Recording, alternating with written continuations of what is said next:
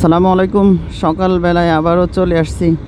একটা বিশেষ কাজ ছিল। বিশেষ কাজ বলতে ছেলে বায়না ধরছে, ছেলের নানির বাড়ি যাবে, নানার বাড়ি যাবে, সেই সঙ্গে ছেলের মা তো সহই। তো সকালবেলা করে ওদেরকে রেখে আসতে গেছিলাম। তো ফিরে আসার সময় ভাবলাম একটা ভিডিও ক্রিয়েট করি। আজকে বুধবার, আর ঘড়িতে সময় মোটামুটি 8টা 10 মতো বাজতেছে। বুধবার বুধবার হলো আমাদের এখানে কুচামারা পানবাজারের একটা দিন, উপর বাজার সংলগ্ন একটা দিন। পানের বাজার আসলে সেভাবে এখনও শুরু হয় নাই, তবে কি অল্প কিছুক্ষণের ভিতরেই মানে বাজারঘাট জমে উঠবে, দোকানপাটগুলো খোলাখুলি শুরু করছে। আর এই মুহূর্তে উপস্থিত আছি কুচিয়ামারা বাজারেই। তো যাই হোক, এই হলো বাজারের অবস্থা। সকালবেলায় আসলে সবাই একটু ঘুমাই, একটা সময় নেয় আর কি।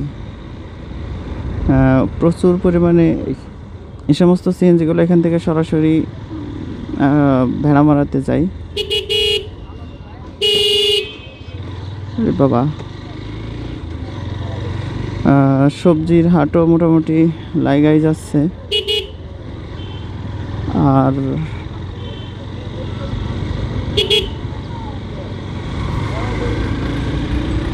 এই হলো অবস্থা। কুচিয়ামারা বাজার পার করে আসলাম।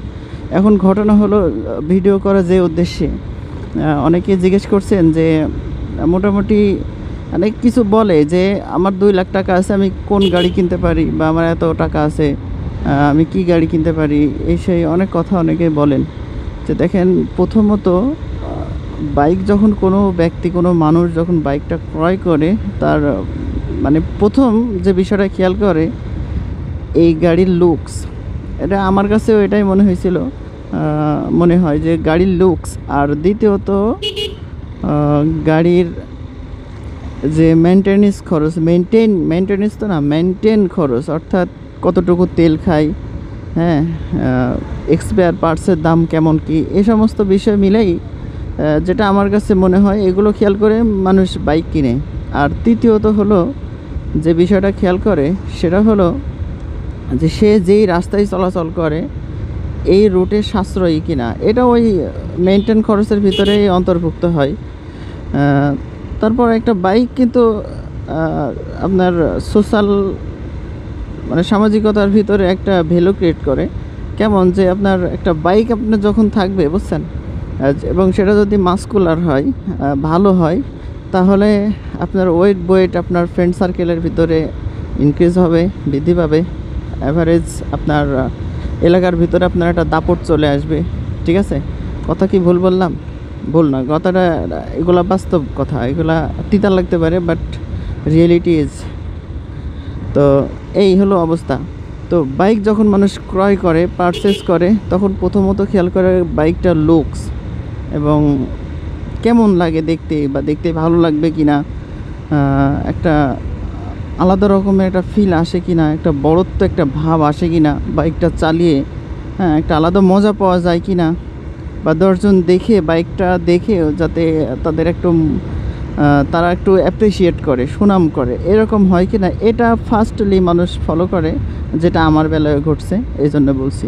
সেকেন্ডলি যে বিষয়টা আসে সেটা হলো বাইকের মেনটেন খরচ বলতে এই বাইকের মাইলেজ কেমন দেয়, এই বাইকের এক্সপায়ার পার্টসের যেগুলো দাম, এই দামটামগুলো কেমন কি, বেশি খরচ হবে না অল্প খরচ হবে, এই সমস্ত বিষয়গুলো মানে সবাই খেয়াল করে, যেটা আমি করছি। যার ফলে আমি এই যে হোন্ডা হর্নেট বাইকটা কিনছি। এটাতে মেনটেন খরচটা খুবই কম। বাইক কিনে আমার প্রায় 6 মাস হয়ে গেল। এক্সট্রা কোনো কিছু এখন আমি ব্যবহার করি নাই। এক্সট্রা বলতে কোনো কিছুর ক্ষয়ক্ষতি আল্লাহর রহমতে এখন পর্যন্ত হয় নাই। প্রায় 7,000 কিলো চালানো হয়ে গেছে। এই হলো পরিস্থিতি। আর দ্বিতীয়ত সবাই এটা খেয়াল করে যে খরচ কেমন। একটা জিনিস নষ্ট হয়ে গেল, জাস্ট মনে করেন লুকিং গ্লাসটা ভেঙে গেল, এই লুকিং গ্লাসটা রিপেয়ার করতে আবার কত খরচ হবে, এই যে একটা খরচের টেনশন, এই টেনশনে মানুষজন একটু কম কিনে, মানে বাইক চয়েস করে কিনে, এটা হলো বিষয়। তারপরও 3 নম্বর যে বিষয়টা হলো যে এই বাইকের হার্ডনেস কেমন মজবুত, যে 2-1 বছর চালানোর পরে গাড়ি ঢং ঢঙে বক্কর চক্কর হয়ে গেল, এরকম কি না, এটাও মানুষ আসলে খেয়াল করে। এই সমস্ত বিষয়গুলো।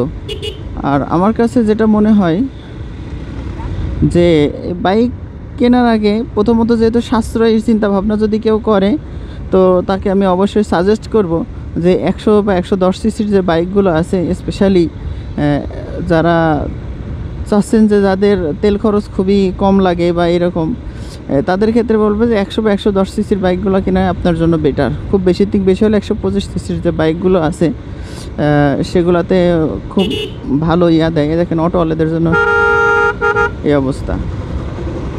সরি, এটা করার জন্য আমি খুবই দুঃখিত। তাছাড়া এমনি আমি সাধারণ হরেন ব্যবহার করি, বড় হরেন ব্যবহার করি না। তো মোড় তো ঘুরে গেছে অন্যদিকে। তো যেটা বলছিলাম যে এই 100 বা 125 সিসির বাইক কিনা ভালো। আর যারা একটু আমার মতো যারা একটু ভাবভুব নিতে চান তাদের জন্য 150 সিসি, এখন তো হায়ার সিসির বাইকগুলো আসছে, কারণ ওই সমস্ত বাইকগুলোও কিনতে পারেন, কোনো সমস্যা নেই যদি আপনি এটা মেনটেন করতে পারেন।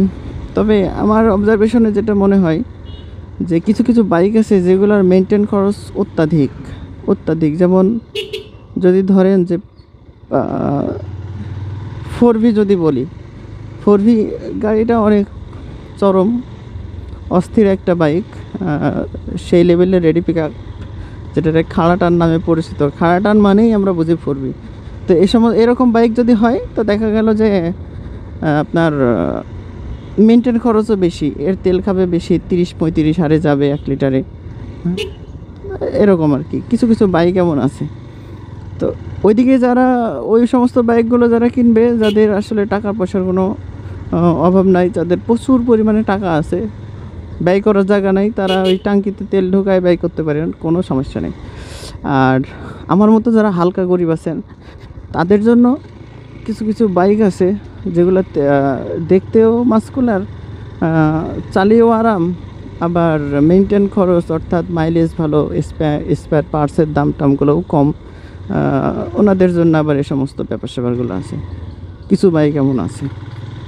তো যাই হোক, লোকাল রাস্তায় এই যে ভেড়ার দল, ভেড়া বলে না গাড়ল বলে, এটা আল্লাহ ভালো জানে, আমার তো জানা নেই। ওয়ালাইকুম আসসালাম।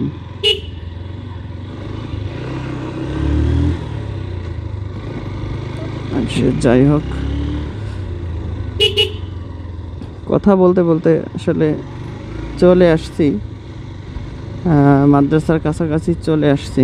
এখন আর তো বেশি কথা বলা যাবে না। তো ভিডিও আজকের মতো ইনশাল্লাহ এখানে শেষ করে দিলাম। ভিডিওটা যদি খারাপ লাগে অবশ্যই লাইক দিবেন, আর যদি কোনো মন্তব্য থাকে অবশ্যই ভালো একটা মন্তব্য করে যাবেন।